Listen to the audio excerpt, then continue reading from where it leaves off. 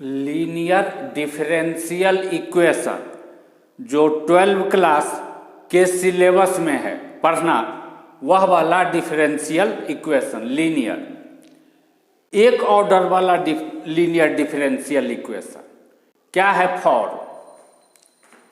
यहां पर एक ऑर्डर का डेरिवेटिव हो, जैसे dy बाई डी एक्स एक ऑर्डर का derivative, d2y by d x two दो ऑर्डर का हो गया, d3y by d x three वह तीन ऑर्डर का डेरिवेटिव हो गया। तो दो ऑर्डर तीन ऑर्डर वाला नहीं, एक ऑर्डर वाला डेरिवेटिव, इस पर पावर एक यानी इसका स्क्वायर नहीं, एक बटे इतना नहीं, इसका रूट नहीं, सिर्फ इस पर पावर एक, बीच में प्लस साइन, कोई दूसरा साइन नहीं। यहां पर y इसको ऐसे करके y नहीं याद रखना है, इसको याद रखना है कि dy बाई डी एक्स में यहां पर जो डेरिवेटिव आ रहा है, इस डेरिवेटिव में ऊपर वाला वेरिएबल है y, इसीलिए आया y, यानी यहां पर ऊपर वाला वेरिएबल और यह p और q जो है यह इस डेरिवेटिव में नीचे में वेरिएबल आ रहा है x, इस x का फंक्शन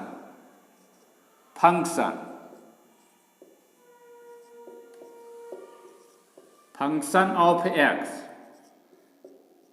इसी तरीके से यह भी q भी फंक्शन ऑफ x, यानी नीचे में जो वेरिएबल आ रहा है इस डेरिवेटिव में, इसका फंक्शन, इस तरीके से दिमाग में रखना है। यदि डिफरेंशियल इक्वेशन इस फॉर्म में है तो वह लीनियर डिफरेंशियल इक्वेशन है, और इस डिफरेंशियल इक्वेशन को सोल्व करने का जो तरीका है उस तरीके को अपना करके, फॉलो करके हम उस इक्वेशन को सोल्व कर सकते हैं। सबसे पहले देखते हैं कि यहाँ जो इक्वेशन लिखा हुआ है यह लीनियर डिफरेंशियल इक्वेशन है या नहीं। अभी तो यह इस फॉर्म में नज़र नहीं आ रहा है, थोड़ा इसको सिंप्लीफाई करके देखते हैं कि सिंप्लीफाई करने के बाद इस फॉर्म में नज़र आता है या नहीं। यहाँ है derivative dy by d x, तो हम ऐसा करते हैं कि dx तो लिखा हुआ है, इस dt को लेफ्ट साइड में ले जाएंगे तो नीचे चला जाएगा, तो यहाँ हो जाएगा dx बाई dt। इसके बगल में तो कुछ लिखा हुआ नहीं है, तो इसको रखेंगे तब तो बगल में आ जाएगा, तो बगल में नहीं रखेंगे, इसको राइट साइड कर देते, तब तो यह हो जाएगा 2x plus t plus 1 cube by t plus 1। This implies dx by dt is equal to 2x बटे t प्लस 1, तो इसको तो हम 2 बाई t प्लस 1 x लिख सकते हैं, plus t plus 1 cube by t plus 1, t plus 1 से कटेगा t प्लस 1 का स्क्वायर, इसको लेफ्ट साइड में ले आते हैं।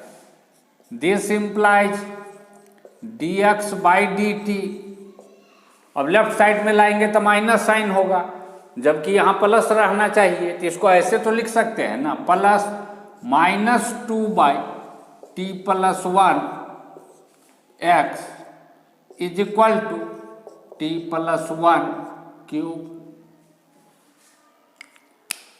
अब यह इस फॉर्म में आ गया। यहाँ पर ऊपर में वेरिएबल x है तो यहाँ x आ रहा है, यहाँ पर ऊपर वाला वेरिएबल x तो यहाँ पर x आ रहा है, नीचे वाला वेरिएबल t है तो यहाँ पर यह t का फंक्शन नज़र आ रहा है और यह भी t का फंक्शन नज़र आ रहा है।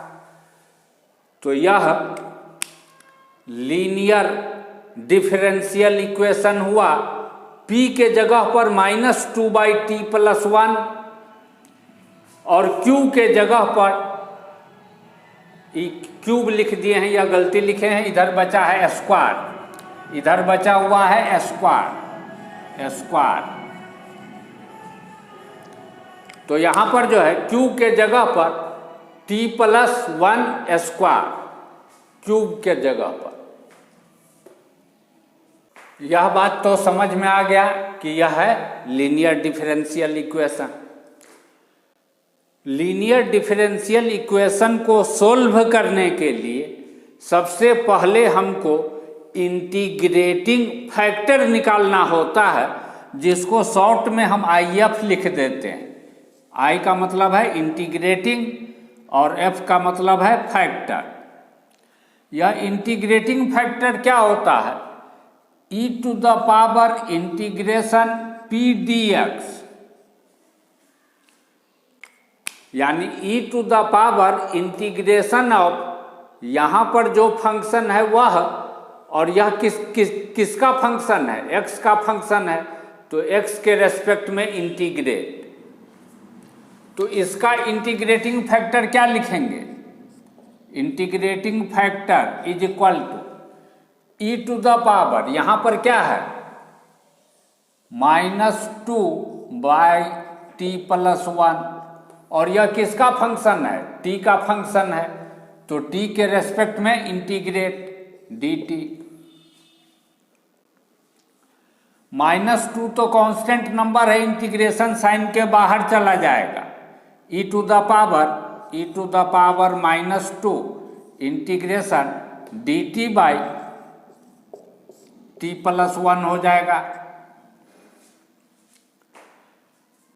अब यह फार्मूला है, इंटीग्रेशन dx/x+k रहे तो हम लिखेंगे log x+k का मॉड।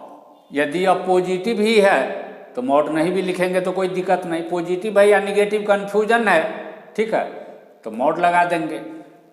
लिखते हैं ऐसे, लेकिन यह बात अंडरस्टूड रहता है कि बेस है ई। बेस लिखें चाहे नहीं लिखें, अंडरस्टूड है कि बेस ई है। तो इसका इंटीग्रेशन क्या लिखेंगे? इसका इंटीग्रेशन लिखेंगे that is equal to e⁻−2 इसका लॉग t+1, t प्लस है +1, अंडरस्टूड है बेस ई है। अब हमारा एक फार्मूला होता है कि log x⁴ is equal to log x⁴k⁴a। Base नहीं रहेगा तो यहाँ x लिखा हुआ रहेगा, बेस शो नहीं करे तो x लिखा हुआ रहेगा, x पर पावर k। यहाँ -2 है, अब बेस शो नहीं हो रहा है, अंडरस्टूड है बेस ई है।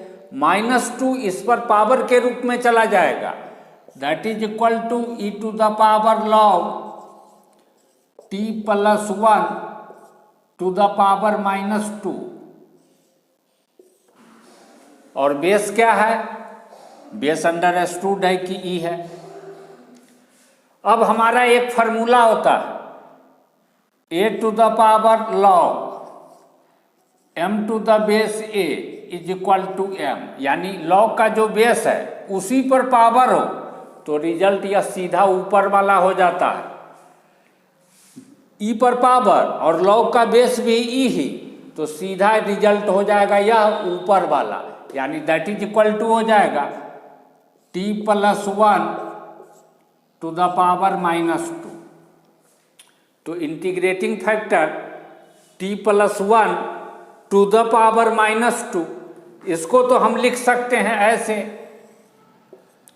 1/t+1²। पावर में माइनस है, 1/, के रूप में इसको लिख सकते हैं, यहाँ पर पावर 2 लिख देंगे। तो इंटीग्रेटिंग फैक्टर क्या मिला? 1/t+1², 1/t+1²। Linear differential equation को सॉल्व करने के लिए सबसे पहले इंटीग्रेटिंग फैक्टर निकालते हैं, वह इंटीग्रेटिंग फैक्टर हम निकाल चुके हैं इसका। अब इसके बाद सॉल्यूशन लिखते हैं। सॉल्यूशन क्या लिखते हैं?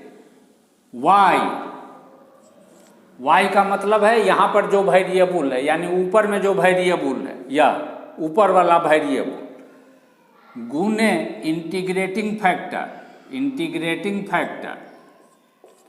इज इक्वल टू, इधर जो q है x का फंक्शन, यह q गुने इंटीग्रेटिंग फैक्टर का इंटीग्रेशन किसके रेस्पेक्ट में? नीचे वाला वेरिएबल के रेस्पेक्ट में। यह है सॉल्यूशन, यानी इस डिफरेंशियल इक्वेशन का सॉल्यूशन। तो इसके आधार पर हम इस डिफरेंशियल इक्वेशन का सॉल्यूशन क्या लिखेंगे? x, ऊपर वाला वेरिएबल या यहाँ वाला वेरिएबल समझो, जो भी समझो, तो x गुने इंटीग्रेटिंग फैक्टर यानी 1/t+1 square is equal two cube के जगह पर t+1 स्क्वायर गुने इंटीग्रेटिंग फैक्टर जो कि इतना है 1/t+1 और नीचे वाला के रेस्पेक्ट में integrate. This implies x/t+1 square is equal to, एक मिनट, या नीचे में जो है t+1 का स्क्वायर है, t+1 का स्क्वायर, तो यह दोनों कट जाएगा तो यहाँ dt बचा, dt। और फार्मूला होता है इंटीग्रेशन सीधे dx रहे तो लिखते हैं x, तो इंटीग्रेशन सीधे dt रहे तो इसको हम क्या लिखेंगे? यह हो जाएगा that is equal to t, और एक आर्बिट्रेरी कांस्टेंट भी लिखते हैं c, तो यह हो जाएगा t+c, यानी x/t+1 square is equal to t+c। This implies x is equal to t+c गुने, इसको इधर ले जाते हैं तो t+1 का स्क्वायर हो जाएगा। इस डिफरेंशियल इक्वेशन का यह है जनरल सॉल्यूशन। यदि क्वेश्चन में हमको एक इंफॉर्मेशन दे कि x0 इज इक्वल टू 2, तो इसके सहायता से हम इस डिफरेंशियल इक्वेशन का पार्टिकुलर सॉल्यूशन निकाल सकते हैं। इसका अर्थ हुआ कि जब t इज इक्वल टू 0 तब x इज इक्वल टू 2, यह अर्थ है। तो इसमें रख देते हैं, इसमें यह वैल्यू रख देते हैं, x के जगह पर 2, t के जगह पर 0। 2 is equal to 0+c 0+1 square. इससे हमको नजर आ रहा है या तो 1 हो जाएगा, 1 गुने c is equal to 2, c is equal to 2। c के इस वैल्यू को जब इसमें रख देंगे तो पार्टिकुलर सॉल्यूशन मिल गया, x is equal to t+2 t+1 square. अब यदि हमसे पूछ रहा हो कि x1 क्या होगा, इसका मतलब है जब t के जगह पर 1 रखेंगे तब x का वैल्यू क्या मिलेगा, रख देते हैं। जब x के जगह पर नहीं, t के जगह पर हम 1 रखेंगे तब x is equal to 1+2 times 1+1 square that is equal to 3 times 2 दूनी 4 बराबर 12 हो गया। x1 हम निकाल दिए, x1 इज इक्वल टू क्या मिला? 12।